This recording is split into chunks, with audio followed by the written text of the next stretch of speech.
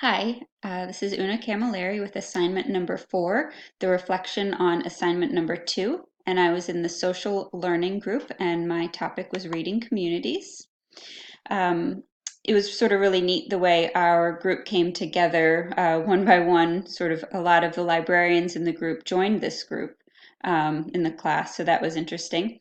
For my topic, how reading communities can increase achievement in reading, I found that libraries in themselves really are reading communities, just the simple act of the library existing and the doors being open and there being a librarian. That is in itself a reading community, which was really neat. I did find that there was a lot of data to support the value of reading in regards to achievement scores. Reading can affect reading achievement. There was not a lot of direct data to connect reading communities to achievement, but I really think that if we can see that reading affects achievement scores, which it does, and that reading communities promotes reading, that we can make the connection that reading communities can affect achievement in reading. And I also found a lot of information that really pointed to librarians helping foster reading communities in the rest of school. So while we may have our own reading community within the library, I think it's important for librarians to get out there and try to promote this in the rest of the school. As I said before, my group, we sort of self-selected into a group of reading and library interested people. So I really enjoyed the assignment giving us a choice in topics as well as allowing us to group ourselves into groups of similarly interested people. Within my group, we had social learning in the library, specifically podcasts, digital book clubs to motivate readers, building a literacy community with social tools, my topic, how reading communities affect literacy achievement, and building a community that loves reading at all ages. I took away a few bits of information from each person's assignment.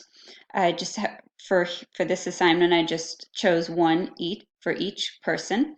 Having students create podcasts and follow each other. I myself have really not used podcasts a lot, but I really loved the idea of having the students create them.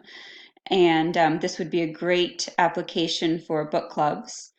Getting parents more involved in our reading community. One of my group members talked about this a bit, how important it is to have parents model and foster the love of reading. Using the G Plus community in my own library, this was like a light bulb moment because I've used G Plus communities for almost all of my classes at Fort Hays, but it had not yet occurred to me to do this for my job.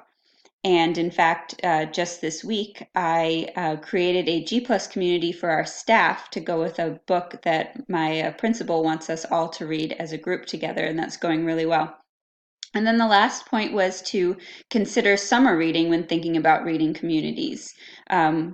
We mostly think about what we can do while we're there in the building, and so this goes along with getting the parents more involved as well. The summer is a whole set of time that hopefully we could try to set up some sort of reading communities for support.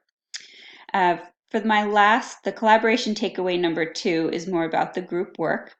I really did enjoy this assignment. I have not been a fan of group work in the past. I like to be able to do my own work, do it my way, turn it in when I want to.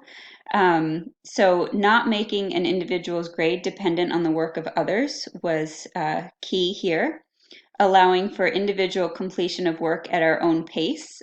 That means we didn't have to wait for others, for the most part, we didn't have to wait for others to do pieces of their work for us to do ours, other than commenting on theirs.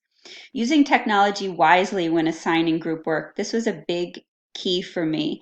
I've had group work that I've had to do in other classes where the technology was just so cumbersome that we wasted so much time just trying to get everybody into a big video chat all at once, for instance. So this was minimal technology use. And the collaboration piece can be learning and communicating rather than one piece of work that's all worked on together. So I am not afraid of group online work anymore. I thought that this was really great.